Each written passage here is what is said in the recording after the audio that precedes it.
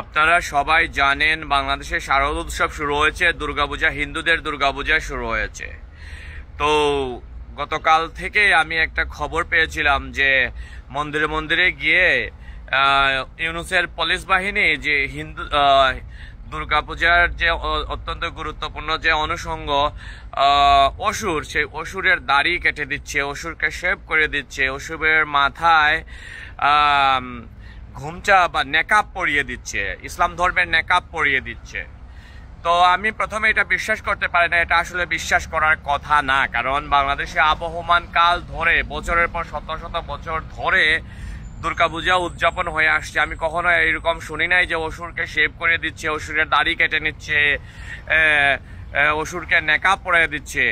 তো এটা আমি বিশ্বাস করি না। তো আমি অনেক কয়েকজনকে বললাম যে আমাকে ভিডিও করে দেওয়ার জন্য, ছবি তুলে দেওয়ার জন্য, এবং তারা দেখলাম যে একের পর এক অন্তত এখন পর্যন্ত আমি 6টা মন্দির থেকে এরকম খবর পেয়েছি, ছবি দেখেছি, ভিডিও দেখেছি যে অসুরের দাড়ি কেটে দিচ্ছে, তারা নেকাব পরে দিচ্ছে। তো আমি এটা জানার পর, আমি এটা দেখার পর আমি আসলে অবাক হইলাম, নাকি আমি হাসলাম, নাকি আমি যেরকম ছিলাম এরকমই রয়ে গেলাম, আমি আসলে বুঝতে পারলাম না। আমার অনুভূতিটা কেমন হয়েছিল আমি বুঝতে পারতেছি না।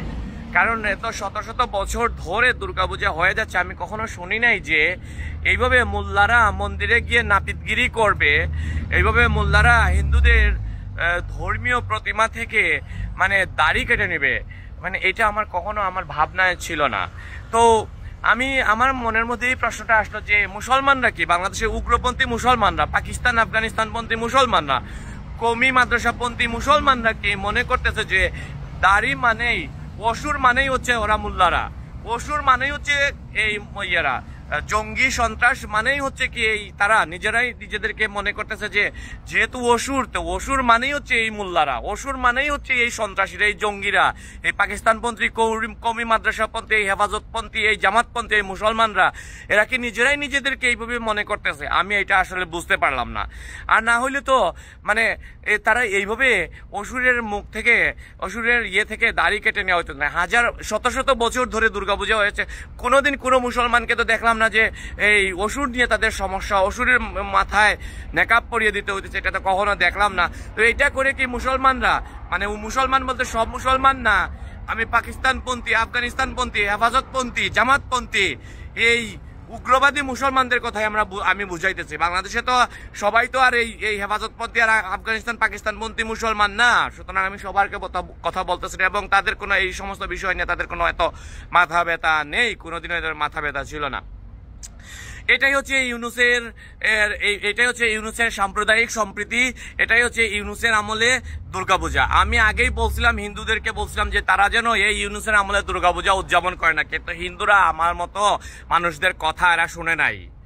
আমি বলছিলাম যে যেখানে হিন্দুরা নির্যাতিত, হিন্দুদের নেতা চিন্ময় কৃষ্ণ জেলে বন্দি, যেখানে হিন্দুদের ঘর বাড়ি লুটপাট করা হচ্ছে, নারীদের শ্লীলতাহানি করা হচ্ছে, ধর্ষণ করা হচ্ছে, দেশ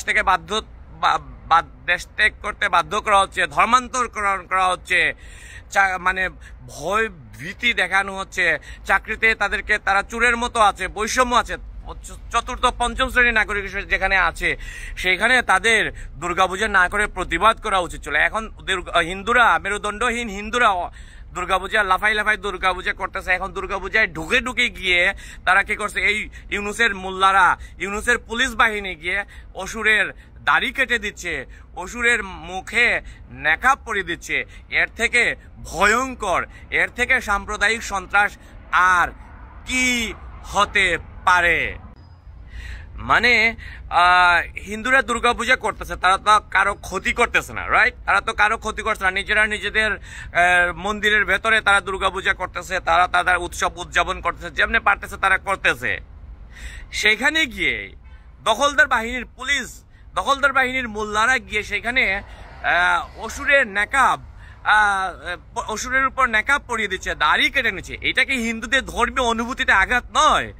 যেখানে এই উগ্রপন্থীরা পান থেকে চুন খসলেই এই বলে যে তাদের ধর্মীয় অনুভূতিতে আঘাত দেওয়া হয়েছে, তাকে ফাঁসি দিতে হবে, প্রকাশ্যে ফাঁসি দিতে হবে, এই সমস্ত পুলিশকে, এই সমস্ত ইউনূস বাহিনী, এদেরকে ধরে কি এখন ফাঁসিতে ঝুলিয়ে দেওয়া উচিত না? এদেরকে প্রকাশ্যে ফাঁসি দেওয়া উচিত না? এই সমস্ত উগ্রবাদী নাপিতদের, এই নাপিতপন্থী, এই নাপিত মোল্লাদেরকে এই যে হিন্দুদের মন্দিরে গিয়ে গিয়ে তাদের যে দাড়ি কেটে দিচ্ছে, তাদেরকে যে মানে এর থেকে ভয়ঙ্কর কাজ আর কি হইতে পারে।